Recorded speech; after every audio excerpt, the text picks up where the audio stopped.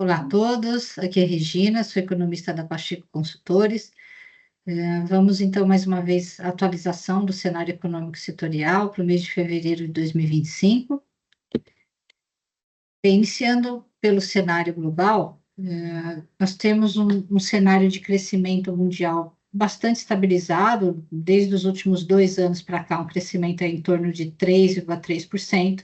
Este ano, para 2025, também é esperado um crescimento bem próximo a isso, e em 2026 também. No entanto, o que mais chama atenção no cenário internacional é que vem se desenhando um cenário de bastante incerteza, por conta principalmente das políticas econômicas adotadas pelo governo Trump, que tem um viés bastante protecionista, e isso tem isso traz algumas reflexões globais, isso traz alguns impactos na economia nacional. Por quê? À medida que a economia norte-americana adota um viés mais protecionista, isso gera um impacto doméstico para o país, nos Estados Unidos, de inflação. Consequentemente, o Banco Central norte-americano, Fed, pode ser levado a elevar a taxa de juros para conter esse impacto da inflação. E com esse movimento de incertezas, globalmente tem um movimento de fortalecimento do dólar. E a gente já tem percebido isso desde quando o governo Trump assumiu. Então, o principal impacto do cenário norte-americano para o Brasil são incertezas, sobretudo à medida que o governo norte-americano ele for impondo tarifas de importação. Como o Brasil é um grande exportador de diversos produtos, não só de commodities, mas também de madeira, de móveis, e também de veículos, de autopeças, então isso pode impactar a nossa economia também. Então, o cenário internacional se tornou bastante incerto, e o impacto disso é principalmente num dólar mais forte. Mas, em termos de expectativa de crescimento por hora, se espera um crescimento de 3,3%. Claro, a gente pode ver isso nos próximos meses, à medida que se forem mais conhecendo melhor o que está acontecendo no cenário internacional, pode ser que a gente tenha aqui um cenário de um crescimento um pouco mais impactado para baixo, mas isso nós vamos ter que acompanhar nos próximos meses. E falando então da economia doméstica, como eu comentei, o dólar é o principal impacto, então nós temos uma tendência de ficar com o dólar em torno de 6. Claro que nós vamos ver ao longo do ano um dólar bastante oscilante, então já chegamos a um dólar passando aí de 6, nos últimos dias caiu um pouco, então realmente um dólar bastante oscilante, mas muito em torno desse nível de 6. Então isso é um custo, é um impacto de custo para as empresas, e sobretudo a volatilidade cambial é que afeta muito mais todos os itens de custos que tem o dólar como componente. Então isso é um ponto de atenção para as empresas. Como muitas das nossas matérias-primas importadas, elas acabam sendo dolarizadas, então isso tem impacto também na nossa inflação. Então, o IPCA, que o ano passado fechou em 4,8%, expectativa esse ano que feche em torno de 5,6%. Então, claro, o dólar teve aqui uma responsabilidade grande na elevação da nossa expectativa de inflação, mas alguns outros componentes também. Então, nós tivemos uma seca bem severa no final do ano passado. Este ano já percebemos um excesso de chuvas, então isso impacta muito no preço dos alimentos, e por conta disso o IPCA segue aqui muito acima ainda do centro da meta, que é 3%. Nesse cenário, o que o Banco Central vem fazendo? Ele tinha parado já de elevar a taxa de juros, a gente já estava até num movimento de corte de taxa de juros, mas a partir desse momento em que a inflação ela se distanciou muito do centro da meta, o Banco Central agiu de uma forma bastante rápida e já começou a elevar a taxa de juros. Então, hoje a taxa Selic está em 13,25, expectativa é que chegue a 15% até metade desse ano e caia só para 2026. Então, durante todo esse ano, a gente ainda deve continuar com a taxa de juros bastante elevada. Em 2026, começar um movimento de redução, mas ainda permanecendo num nível bastante elevado, que é 12,5%. Tá? Por conta dessa elevação de taxa de juros e inflação ainda alta, isso tem um impacto bem relevante no nível de atividade doméstica. Então, 2024, nós vamos conhecer qual foi a variação do PIB apenas no mês de março, no próximo mês. Então, por isso que 2024 ainda é uma expectativa. Então, a expectativa do PIB em 2024 ter crescido ali em torno de 3,5%. Por conta da elevação de taxa de juros, tem uma expectativa de que o crescimento para este ano seja de 2% e desacelera um pouco mais ainda para 1,7% em 2026. Então, isso é um impacto bem relevante, sobretudo na receita das empresas. E, claro, com o aumento de taxa de juros, isso freia bastante a taxa de investimento. Então, tivemos em 2024 um investimento crescendo em torno de 6,9%, e foi um investimento em maquinário que cresceu, foi na construção civil, construção imobiliária também puxou bastante. Mas agora, para 2025, se espera que essa taxa de investimento seja bem mais moderada, crescendo em torno de 1,8% e em torno de 1,1% para 2026. Realmente, então, o que a gente vê aqui é uma desaceleração bem relevante, e isso tem impacto em algumas cadeias produtivas. Então, por exemplo, a metalurgia é um segmento que deve desacelerar bastante este ano e o próximo, por conta dessa taxa de investimento mais contida. Em um cenário de economia mais fraca, a taxa de desemprego também piora. Não se está projetando uma piora muito relevante da taxa de desemprego, devendo chegar a 2 dígitos, não é isso, mas tem uma piora saindo ali de 6,6%, que fechou em 2024, devendo chegar a 6,8% ao final de 2025. Então, é uma leve piora da taxa de desemprego, refletindo essa desaceleração da economia. E nesse cenário, o ano passado, o que nós vimos? O crédito ele veio mostrando um sinal bem positivo, crescendo ali em torno de 12%, a carteira de crédito de pessoa física e 9% pessoa jurídica.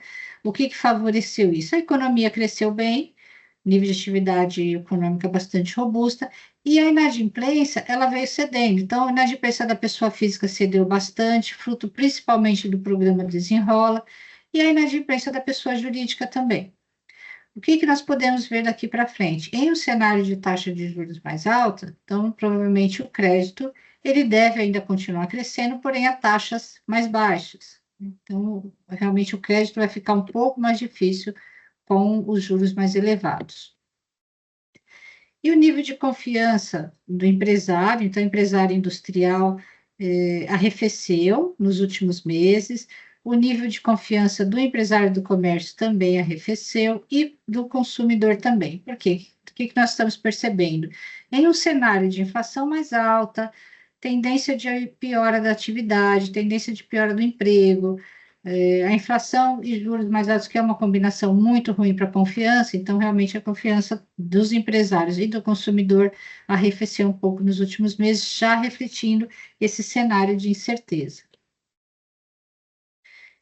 Especificamente, então, entrando para alguns segmentos da economia. Então, de modo geral, só para a gente fechar o cenário econômico, é um cenário que foi muito bom em 2024, de crescimento, mas para 2025 já se projeta um cenário de arrefecimento desse crescimento, a inflação muito acima ainda da meta e taxa de juros bastante elevada, né? Então, isso tem alguns impactos em alguns setores da economia. O agronegócio, ele foi muito afetado em 2024 por conta das condições climáticas que foram muito ruins. Foi excesso de chuva no sul, o centro-oeste já registrou uma seca, então os impactos foram diferentes nas regiões, mas geraram uma quebra de safra, principalmente de grãos. Então, o ano passado, o PIB agro deve ter fechado em torno de uma queda de em torno de 2,1%. Já para 2025, ao contrário da economia como um todo, se espera um cenário muito favorável para o agronegócio. Então, é esperado um crescimento de 5,1% do PIB. E de onde vem isso? Novamente, se espera uma safra recorde, é uma safra que já foi plantada, está começando a ser colhida no finalzinho de fevereiro e de março para frente.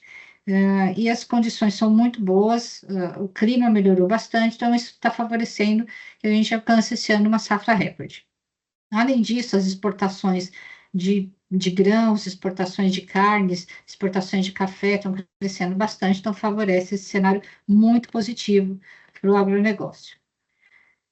Especificamente sobre a indústria. Então, a indústria em 2024 fechou com um crescimento de 3,1%, lembrando que a indústria nos 2 anos anteriores ela fechou em queda.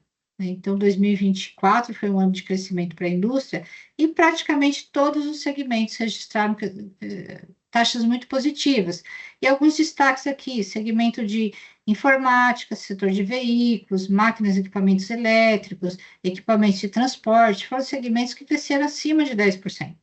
Então, um destaque negativo aqui é o segmento de impressões e gravações, caiu, mas já vem caindo já há muito tempo por conta da concorrência com as mídias eletrônicas, e a indústria farmacêutica, que caiu também, sendo impactada principalmente pela importação de componentes farmacêuticos vindos da China. O setor de varejo fechou o ano de 2024 com um crescimento de 4,1%, então, aqueles segmentos muito mais ligados à renda foram os que apresentaram crescimento mais robusto, que foi farmácias, perfumarias, indústria de móveis, veículos. Esses dois aqui, móveis e veículos, muito favorecido pela taxa de juros que permaneceu mais baixa durante um bom tempo do ano. Então, pode ser que agora, em 2025, a gente veja ainda no primeiro semestre, esses setores ainda vindo bem, mas à medida que a taxa de juros vai subindo, eles comecem a arrefecer, sobretudo no segundo semestre do ano. Tá? O segmento de shoppings cresceu, depois na saída da pandemia, crescendo já pelo 4º ano consecutivo. Ainda estamos abaixo do nível pré-pandemia, mas isso é um movimento que me parece bastante normal por conta do crescimento do e-commerce.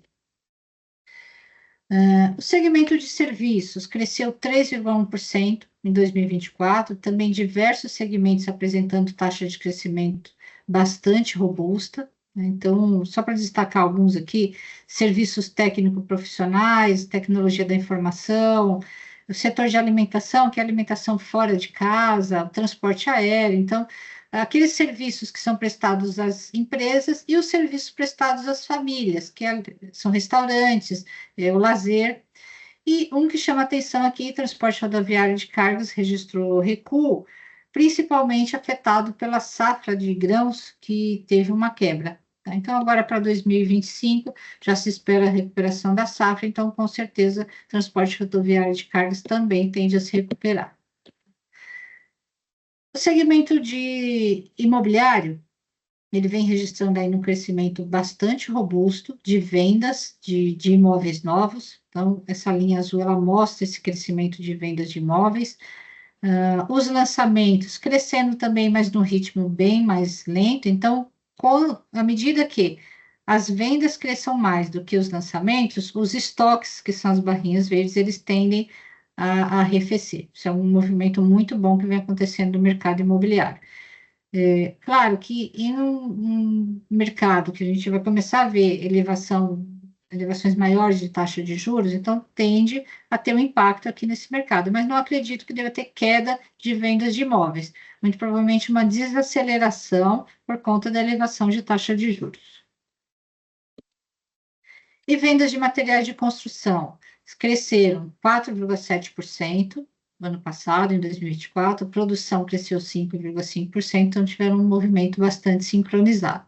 E o que nós vimos aqui? Nos últimos meses, todos os meses de 2024, na verdade, as vendas de materiais de construção elas se recuperando.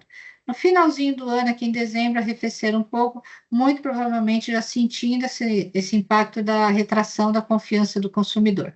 Então, acredito que materiais de construção devem continuar em crescimento em 2025, mas muito provavelmente no movimento de desaceleração, crescendo bem menos do que foi o crescimento registrado em 2024. O que pode segurar, ainda sustentar as vendas de materiais de construção e as vendas de imóveis novos? A taxa de desemprego, apesar de ter uma tendência de piora, ela ainda vem muito baixa. E a população vem registrando um ganho de renda real. Então, essa combinação de fatores deve favorecer com que sustente as vendas aqui, tanto de imóveis novos quanto de materiais de construção. Mas é bom frisar, com o movimento de desaceleração por conta da elevação das taxas de juros. Segmento de autopeças cresceu 10% em 2024, foi bastante puxado pelas vendas de caminhões, que cresceram mais de 40% no ano passado. Então, para esse ano, tem uma expectativa de continuidade de crescimento, tanto de caminhões quanto de veículos leves. Isso deve continuar favorecendo o setor de autopeças. Claro, também com desaceleração, uma taxa de crescimento menor, porque a taxa de juros impacta muito esse segmento. Bom, esse mês nós trouxemos aqui alguns novos segmentos para nós acompanharmos todos os meses. São exatamente setores nos quais a Pacheco tem projetos. Então, começando aqui pelo setor de leite e derivados, o que nós vimos nos meses recentes? A linha cinza, ela mostra um aumento da oferta de leite, que é medida pelo índice de captação. Então, aumentou bastante a oferta de leite, e com isso, os preços arrefeceram um pouco aqui na ponta. Então, isso dá um certo alívio de custos para todas as empresas que fabricam, que usam leite como matéria-prima. Mas, como a gente percebe aqui, os preços de leite ainda estão num nível bastante elevado do que estavam lá no finalzinho de 2023. Então, tem um alívio de custos, uma melhora da oferta, mas são custos que ainda continuam bastante elevados. Outro segmento também que nós começaremos a acompanhar aqui mensalmente, indústria de imóveis planejados. Não há dados específicos sobre a indústria de imóveis planejados, mas nós podemos acompanhar o mercado que é a entrega de imóveis novos. Então, à medida que são vendidos imóveis novos, a cada 2, 3 anos, esses imóveis entram no movimento de entregas, né? E foi exatamente isso que nós percebemos aqui. Desde 2021, tem um movimento crescente de entrega de novos imóveis. Como esses imóveis não são entregues totalmente prontos, precisam de acabamento, por exemplo, e isso vai acabar puxando a indústria de materiais de construção. Esses imóveis precisam de imóveis planejados. Então, isso aqui é um indício de que a indústria de imóveis planejados ela vai continuar com um crescimento ainda robusto em 2025. Outro segmento que acompanharemos também, refeições coletivas, né? Então, aquelas refeições que são feitas no local de trabalho, né, do trabalhador. Como nós estamos com o mercado de trabalho bastante aquecido e a indústria cresceu 3,1% no ano passado, então puxou bastante esse crescimento do segmento aqui de refeições coletivas, né? Então a gente vê um crescimento aqui desde 2022, 23 e 24 e tem uma perspectiva ainda bastante favorável para 2025 por conta do mercado de trabalho ainda bastante aquecido. Outro segmento, suco de uva. O Brasil é um produtor importante de uva, um produtor importante também de suco de uva, principalmente na região sul do país. Então, nós estamos acompanhando aqui a produção de uva no estado do Rio Grande do Sul. Só que lembrando, em 2024, nós tivemos um problema de excesso de chuva no Rio Grande do Sul. Então, isso impactou muito a safra, né? Tanto que aqui, ó, tivemos uma queda de 905 mil toneladas na produção de uva no Rio Grande do Sul para 700, né? E esse ano, ainda a expectativa também é de uma pequena redução. Então, as indústrias de suco, elas estão realmente enfrentando um problema de matéria-prima, falta de matéria-prima. Algumas foram importar uva da Argentina, mas lembrando que o dólar também pressiona essa importação. E, além disso, o preço subiu muito. Então, as indústrias de suco de uva, elas estão enfrentando uma baixa oferta doméstica de matéria-prima e um preço caro dessa matéria-prima, né? Então, por conta disso, continua com os custos bastante pressionados. Tá? E a indústria metalúrgica? Ela vem registrando aqui, desde 2023, uma tendência de recuperação, né? Então, a gente vê aqui pela linha azul.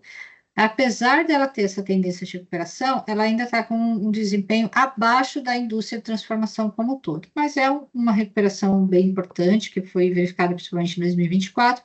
O que puxou esse melhor desempenho da indústria metalúrgica foi o crescimento dos investimentos. tá? Só que agora, para 2025, nós vamos ter uma desaceleração dessa taxa de crescimento, dos investimentos, da economia como um todo. Então, vamos realmente ver uma indústria metalúrgica crescendo, porém, bem menos do que foi aquele desempenho de 2024.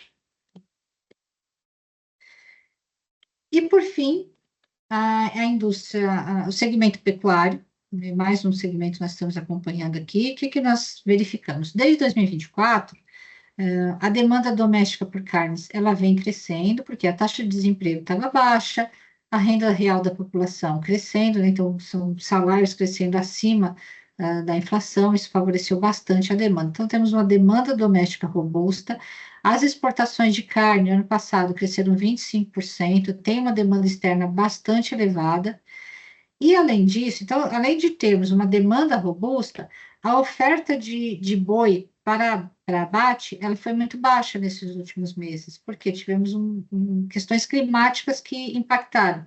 Então, a cotação do boi subiu bastante, tá? Então, a pecuária, o que ela vem enfrentando hoje? O que ela vem passando? Uma demanda doméstica robusta, uma demanda externa robusta e os preços de boi bastante pressionados, por isso que nós vemos esses custos de carne subindo muito no supermercado e acabaram influenciando na inflação, tá? Para 2025, o que, que nós deveremos ver? A demanda externa ainda alta, demanda doméstica deve arrefecer um pouco, porque a gente tem uma piora da economia, uma piora do desemprego, e o impacto também de preço de carne no supermercado faz com que a demanda arrefeça um pouco. Mas não tem uma expectativa de queda muito relevante de preço de boi, não, porque a oferta de boi para abate ainda está muito, muito justa, tá? Bem, então, de modo geral, são esses os cenários de todos os setores. Economia traz alguns riscos para as empresas, que isso a gente deve estar bastante atento na gestão, com aumento de custos, taxas de juros mais altas, dificuldade de acesso a crédito. Alguns setores sofrerão mais do que outros com essa desaceleração da economia e acaba impactando principalmente nas cadeias produtivas. Então, muito obrigada e até a próxima.